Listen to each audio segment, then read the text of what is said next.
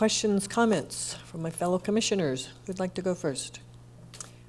Yes, Ruth Ann. I just would like to say that I know what a huge job it is to make the numbers come out.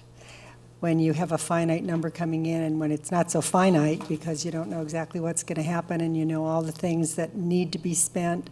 I notice, Parks gets the biggest chunk of money, but so much of it goes for the maintenance of all of our parks and the upkeep of all of them. So it's not like we have this big pot to spread around and do fun things with necessarily. So I just would like to say thank you to staff because I think you just do an amazing job. It's not an easy job. So I thank you for that. Yes, Dwayne. Thank you. Tina, I've got a couple of questions. One I don't know if you'll be able to answer, but I throw it at you anyway.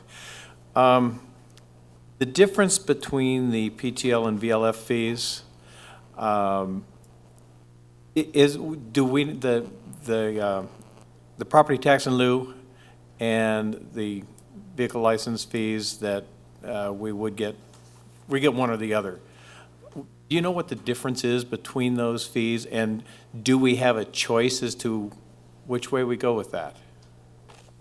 No, we actually don't have a choice. This was something that was negotiated as part of Proposition 1A, where the state has to keep us whole if they're going to take money from us. So we don't have a choice with what we get. Okay. Then my next question was the $200,000 for the New Hall Library Phase 1. That's for cleanup of the area where the library is tentatively going. That's correct. What portion of that property is this $200,000 going to be used for? The reason I ask is we have just purchased or in the process of purchasing part of the building there on Spruce Street. And I don't imagine that's going to be torn down and mowed away until we can work it out with the rest of the building. So I'm wondering if that $200,000 is basically the cost for conversion of the old 76 station and perhaps some other property there, or just what it is. Funding, I believe, is for demolition and cleanup. So whatever is currently on the existing site where the new library will go, it's to demolish, clean it up, so we could start construction. Okay, so this could be held off, that $200,000 could be held off until acquisition of the remaining properties is. That's correct. Commissioner Hardy, the city will act as the landlord for a number of the businesses that are existing until such time as those demolitions are prepared. So this could be rebudgeted in future years. Okay. Thank you. Ed? Yes, thank you very much. I have a couple of questions, Tina. Thanks for your presentation. Let me direct you to tab summaries and revenues. And I'm going to look at the second page. Which tab? The summaries and summaries. Revenues. Okay.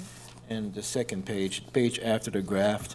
Looking over the numbers in Parks and Recreation, just a question out of curiosity. When you see the numbers for the actual budget and you move to the estimates and then the 2008, 2009, if you see a fluctuation or a change in those numbers, for example, one year might be $7 million and $700,000, and the other may be 73 or 7,300.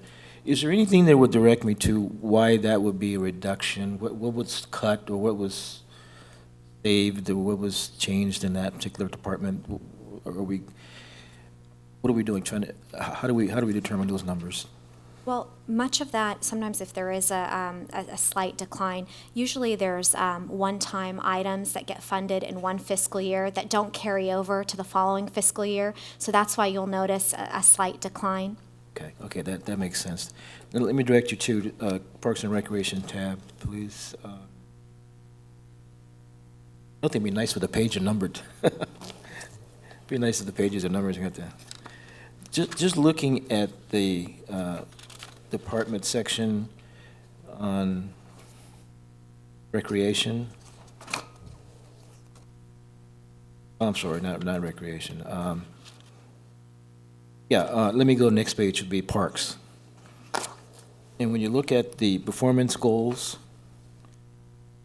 now, are these the performance goals that we just keep on record? For example, complete the construction of Todd Longshore Park. We just keep that on books for a while, or can we take that off of that page because the park is completed? And for example, complete the design of sports complex. Do we keep those on the books for a while, or can we remove that from that page because the design is already made? I think that's why we call this a draft budget. Okay. So we can go back and make sure we get the right page in the book. Okay, just curious. Good answer. All right, thank you very much. That was good, Todd. That was a good catch. Thank you, that's all the questions I have. All right, thank you. A few questions for you, Tina. I'm curious on the budget highlights with the Arts Advisory Committee for $30,000. What's the process for using those monies? So if we're budgeting $30,000, what's the process for funds potentially being spent? The idea with allocating or recommending that appropriation was to discuss with the Arts Advisory Committee, talk to them because they have some ideas on different art projects that we could implement. So this is just to give them a budget for that. So they will come up with recommendations that will be presented to the City Council to help use that funding. You'll be going to them and say, assuming that this draft passes, that you'll be going to them, or staff would be going to them and saying, great news, we have $30,000 that's been approved, and kind of keep your eyes open for projects. Is that pretty much how it works? Yeah, I think that's a fair description. I think we want to ask them how they would prefer to see it. 30,000 could be one art project, could also be 10 art projects, depending on how you allocate the funds. But one of the things that, in order to do public art, you need funding up front in order to do call for artists. And so I think we will work with the Arts Advisory Committee to develop call for artists programs. And that's something we clearly have heard from the Arts Advisory Committee is that having a focus is critical, and funding is a big part of that. Thank you. Let's see.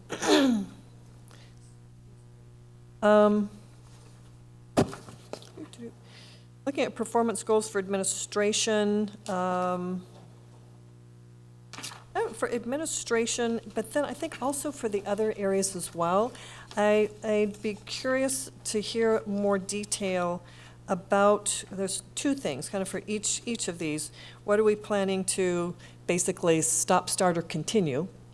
So if we could hear about that for each of these areas in terms of what's being planned for the year.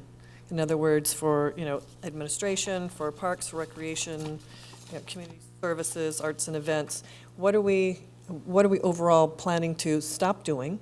What are we planning to start doing differently, if anything? Which I'm hearing, may not be anything there because we're waiting until mid-year for special revenues, and I would assume everything else we're kind of planning on continuing to do is the same.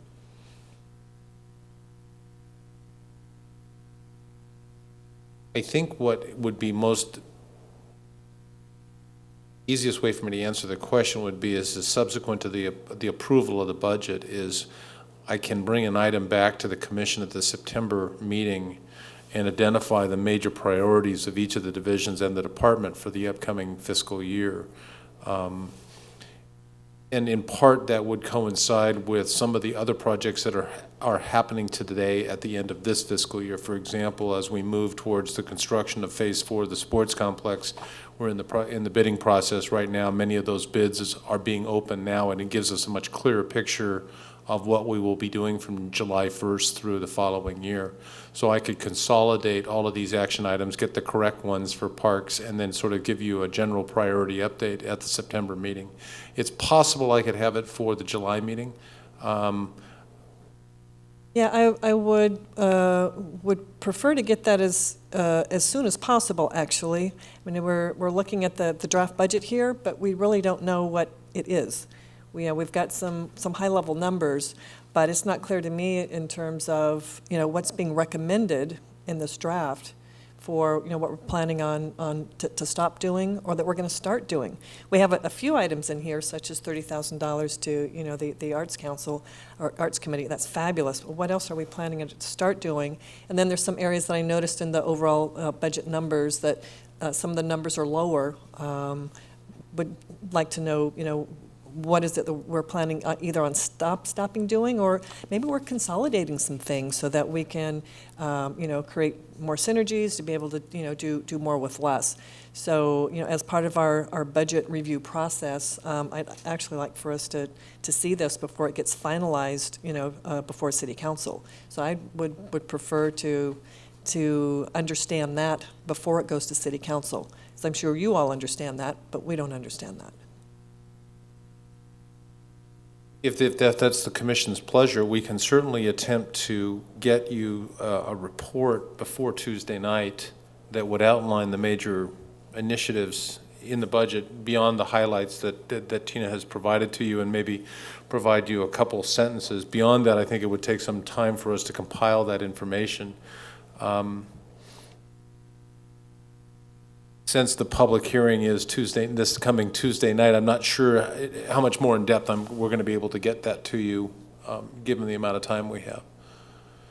Okay, will you see what you can pull together for us? Yeah, just kind of high level but detailed enough so that we really understand, what does this mean? We've got some top level numbers, but what does it mean? Great. And I'm also assuming that within that, in terms of a detailed item, that we'll be continuing to tape the commission meetings. That that's in there as well? I am not aware of any Change? at this point. It was a 6-month trial period, but I certainly can ask that question and get back to the commission. You confirm that that'll be going forward? I can ask that question. Thank you.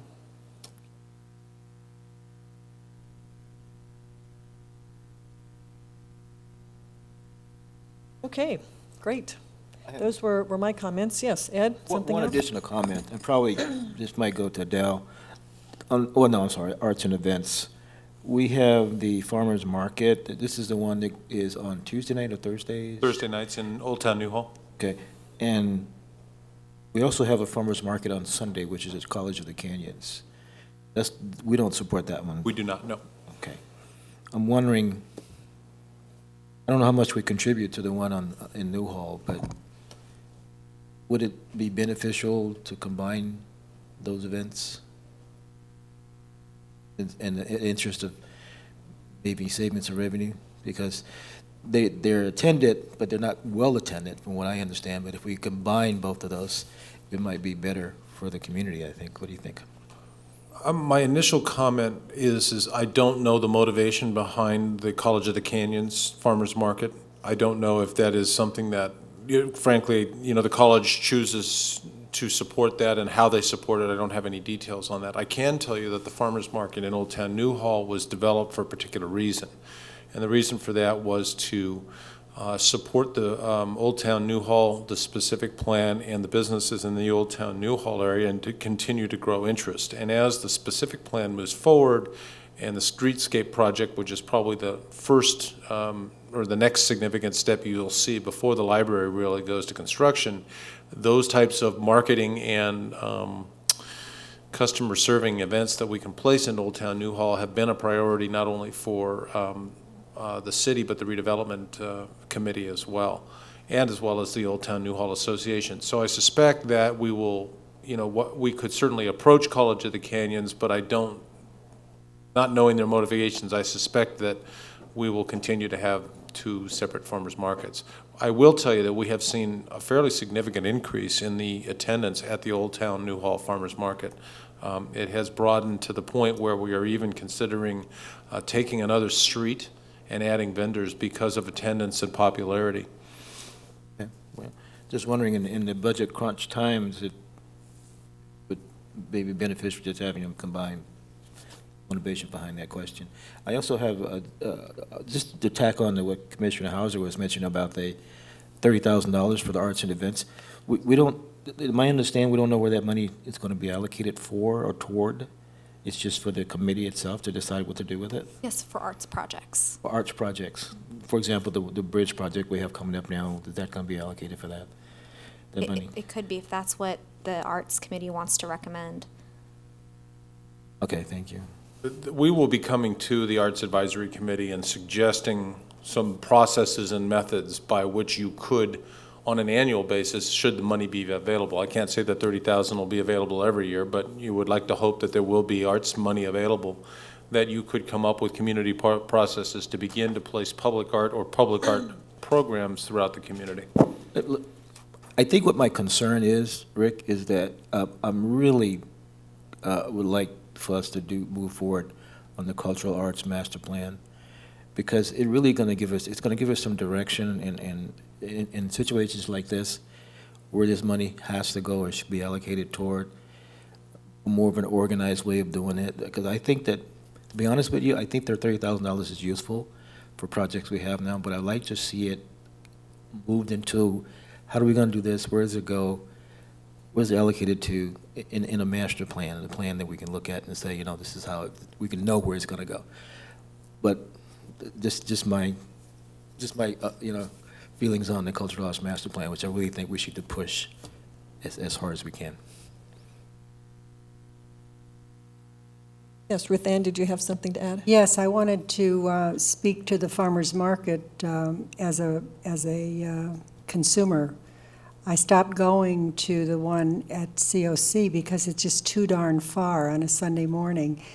Territorially, we're a very large city, and I think it's nice to have one on the east, sort of on the east side. It's really more centrally located, but I would hate to see them combined into one and have it be at the other end of town again. We're not paying anything on the COC one, so I don't know that there's a matter of saving any money by combining it. They're not going to. They already have a pretty good group over there, and it's, which comes first, the chicken or the egg? As more people go, it will grow, and I'm happy to hear that that it is doing that. And as far as the Arts Council, 30,000 sounds like it's just seed money. It's almost like it's a token. I mean, 30,000 is not chicken feed, but it's a token compared to what a master plan would set out in terms of need, I would think. And I think the master plan is important. It's not the money, the amount of the money that I'm concerned about. It's just that I think we need a plan on Yeah, I agree with how the that. money should be allocated. I agree with that, too. A process, that standard process on how it's allocated. Right. So I'm agreeing with you, but I'm saying that 30,000 is almost incidental, it appears to me. So, I thought. All right, thank you. Dwayne, something else to add? Yeah, I just wanted to add one thing. As far as the farmer's market is concerned, a few years back when the farmer's market got started, the people at COC were talked to about the possibility of combining and perhaps even moving everything into Newhall. That discussion didn't go very far, and so it was thought that the farmer's market, being part of the marketing of downtown Newhall, would continue to do well. And in some cases, it has done well in the past, where it was on the corner there next to Roger Dunn. Everybody enjoyed it quite a bit. And now that we're in the process of redeveloping the main street with the new streetscape and everything, like Rick mentioned, and put the farmer's market, on the side street where it hadn't been before, it's taking a little while for it to catch on, but people are finding it and coming to learn that, okay, hey, this is a much better idea than we had in the first place. And to continue it on down Market to Walnut and hopefully around the corner and make it a bigger and better affair, especially with the Veterans Memorial Park right there. I think it could be something that will work itself into a huge advantage for downtown Newhall. Okay. Okay, a couple of other comments based on discussion that's been generated here. Excuse me, one having to do with the cultural arts master plan that you're talking about. The assumption that I would have is that the $30,000 wouldn't be towards a master plan, but that the master plan would be another one of those line items that would be in the budget that we don't necessarily see, you know, the detail of. So that's another example for me of, to be able to get our arms around what actually is in it out of these, you know, these monies that we're appropriating here, kind of what's different. You know, is money being appropriated for cultural arts master plan? Is money being appropriated for other things? Is money not being appropriated for things that we have done in the past? So again, that's my request for having the list so that we can get a clear picture as to what's in there, what's not in there. Excuse me, but since it's been brought up here tonight, would you go ahead and address the cultural arts master plan as it relates to the budget? As a general comment, I think one of the messages that Tina had in her presentation is that due to the tightening economy, the general fund is only growing by 1%, which stretches across all departments. And quite frankly, our department was fortunate just to be one of the few departments that actually added a position with the Arts and Events Coordinator, which is a significant amount of money. So the short way of saying this, or what I'm really getting at, is that there really are no changes to the existing programs and services that the department will be offering. We'll be offering what we've offered in the past, but there won't be significant expansion of funding. Tina was able to highlight for you some of the places where we were able to obtain some general fund funding, sports and some temporary hours to expand some sports programming at the community center, a new sports program and recreation focused on NFL flag football, money for the Arts Advisory Committee, money for the COLA for the Arts, the Committee on Aging, and the others that she listed. Beyond that, there are no significant changes to the budget. The Cultural Arts Master Plan was not funded. That would have been Cultural Arts Master Plan Phase 3, and there was no direction in that regard. Helpful to know. Thank you. So then is it possible then, say, come mid-budget year when we have, you know, the special funds, that could be a time to go back and ask or not? You can always ask. Not to be glib, but you can always ask. But let me comment on that, Chair Hauser. What the Cultural Arts, the Arts Advisory Committee has suggested is that, looking back at when we first became a city, we would conduct our own planning sessions with staff. And we've developed a strategic plan, we developed the youth master plan from that process. What we're being aware of the fact that budget is tight and that we did not, or we have not, or will not be getting allocated funds for that master plan, we have suggested that we do it in-house, a master plan like we did it when we first became a city, with qualified staff person who have the expertise and knowledge on how to conduct those sessions, like we had a year ago when we sat and had our session, a planning session, and back at the activity center. Looking at the fact that we won't be allocated money for that plan, we figured that it's important for us to move ahead. It's important for us to listen to the community, because they've come and they said we need a more focus on the arts. Looking at that request, we said, we have to move forward. We can't delay. We need to do something. So we decided, let's look at the possibilities of doing it ourselves in-house. Something we can work on, some kind of process. So I don't know where that is, Rick. I know Phil's aware of it, but that's the last request that I am aware of that we made to the committee, that we do it in-house with expertise that we can find in-house or even out-house, create that master plan. And we think that would be a significant savings to move in that direction. Okay, then I'd like to see this, then have the record specifically reflect the request to look at the potential of having the cultural arts master plan done in-house. So that would be one, and another one specifically to make sure that the record shows is the request for the list of, it may be a real short list, the list of things that we're adding and the things that we're subtracting.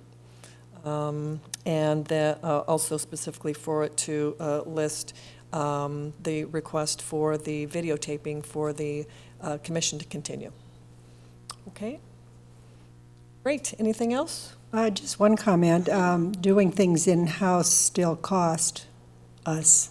So I don't know what, if there's a big savings or not savings, but just thought I'd say that. I'm always picking on staff, but I All get right, it. so we'll ask for the feasibility study. That's the reason why we made the second recommendation, to see can we get it maybe outside, Yeah. particularly looking at maybe someone in the chamber who has expertise that can be lent to the city for that. Great, okay. Tina, Carmen, did you get what you wanted tonight? Great. Commissioners, staff, did you all get what you wanted tonight?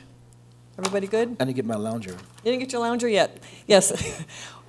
Could we have the records reflect? No, just kidding. Thank you so much I'm for glad being these here girls tonight. cleared the room and we don't have an audience, except it's on television. All right, great, thank you. Well, that moves us on to our park project status report. In Wayne's absence, since it happens to be graduation night at Saugus High School, I will say, the report is before you. Is there any questions? Any questions for staff? Give our congratulations to Wayne on another one. Last. The last one, wow, that's big. Okay, that leads us to staff comments. Thank you. I really only have one, really an introduction tonight. You probably are wondering who this wonderful person is sitting next to me. Yes, Yeah, Wayne, you changed. I'd like to been introduce. suspense. Yeah, I'd like to introduce Toy Chisholm.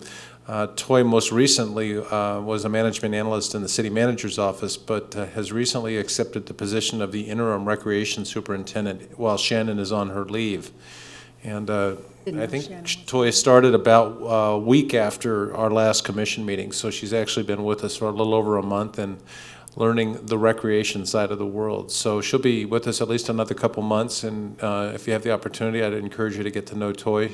She has a pretty long and varied background with the city, a lot of expertise in the transit side of our world, and then she's been heavily involved, obviously, in the CMEX CMEX affairs while she's been in city manager's office, as well as a myriad of other projects. But during our pseudo interview process, Toy did a ton of research on other parks and rec agencies, and I think really got a feel for the flavor of our business, and has already jumped into some fun things to deal with. So I'd like to introduce her and welcome her to our team for a little while.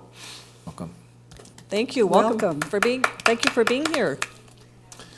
Toy, I understand you're going to turn the CMEX project into a large park, is that correct? That's what we're hoping for. Great, thank you, welcome. Anything else? Let's see, well, we do have our, oh, but we'll be doing that in July. I'm jumping ahead of myself, but I'm thinking about the staff recognition coming up, which is in July, on what July days? 16th at 8:30 in the morning in New Hall Park. Okay, great, and I've asked to, as I've had done in the past as chair, I'd like to work with staff, since it's, our recognition, that's how it started out, was our recognition of commission of staff, and our staff very much participates in putting together the nominations for who gets recognized, et cetera. So want to be involved with that, and would love to hear from any other the commissioners of any thoughts, ideas that you have of ways that you'd like to recognize our staff. So it'll be another fun time. We're looking to do breakfast again, right? Pancake breakfast. Terrific. Anything else from anyone? I have a picture I'd like to give to Rick that was given to me by one of the equestrians in Sand Canyon. I almost didn't mention trails tonight. He happened to notice, now he lives right in the center of the Sand Canyon area, so when he rides his horses, in order to get to any of the trails anywhere, he has to traverse Sand Canyon. And he noticed in Placerita Canyon, on the other side, that they have these please slow to 15 miles an hour when you see equestrians. And he was wondering why, or if we couldn't have some sort of signs that give a little more emphasis to motorists to be a little more, to share the road a little more nicely with the equestrians, because it really is dangerous. You know, when you're walking, you can kind of step off into the dirt, but when you have a horse that, you know, wants to back into the traffic, you don't have the same easy way to get around. So he gave me this picture, and I said, I don't know if we can do that, because I know the one difference, and here I am answering for staff again. County, we're a city road and they're a private road, so I don't know if that has any effect, but it would be great if we could do something to make it. I'll certainly pass that up to the traffic department, and I hate to give you the bureaucratic answer, but I'll ask the traffic folks to comment on whether that's possible or not. And it is a private versus public street issue. I would tell you also that we recently posted additional no motorized vehicle signs on the Robinson Ranch Trail at both Commissioner Hauser and Commissioner Levinson's suggestion. And you should be able to see those signs out there if you look. Do we have them on the trail on Sand Canyon as Yes. well? We do, okay. I'm not sure on Sand Canyon. I'm not sure about Sand I've been Canyon. told that they get some traffic there too, not as much because it's more visible. Well, thank you on behalf of the citizens, because I received several calls which prompted my call to you, so on behalf of them, thank you for moving that forward. Terrific. Anything else? Anyone? Move to adjourn. Terrific. All right. Second. Second to adjourn? All in favor? Thank you. All right. We will adjourn to our July 3rd, 2008, 6 o'clock here again. Good night, everyone. Thank you.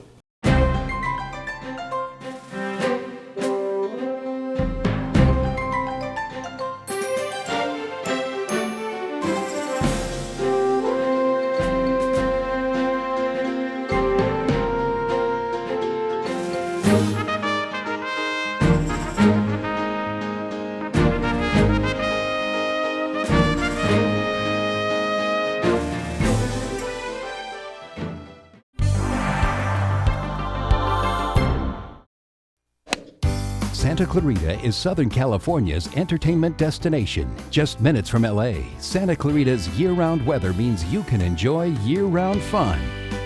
Like thrilling coasters and water parks, premium shopping, destination day spas, fine dining, outdoor adventure, and major events such as wine festivals, golf tournaments, and the Cowboy Festival. Santa Clarita, always in season.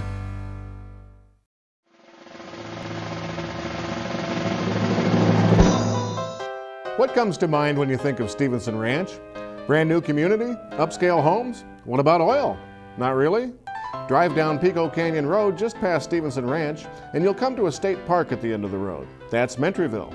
Today it's a ghost town with a big old house, a few other buildings, and not much more than some wonderful scenery. But turn back the clock and you'll come to a time when Mentryville teemed with oil workers and flowed with black gold. The year was 1876, and Charles Alexander Mentry, as in Mentryville, did what no one else had done in California.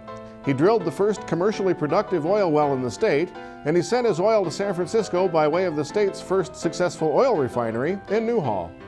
Eventually, there were about 75 oil wells in the canyon, and the whole thing turned into the Standard Oil Company of California. Oil production slowed down at the turn of the 20th century, but it didn't stop altogether until 1990. After 114 years, Mr. Mentry's famous well number 4 was the longest running oil well in the world when it was shut down. Want to learn more about Santa Clarita Valley history? Click on scvhistory.com or stop by the Saugus train station in downtown Newhall, weekends 1 to 4.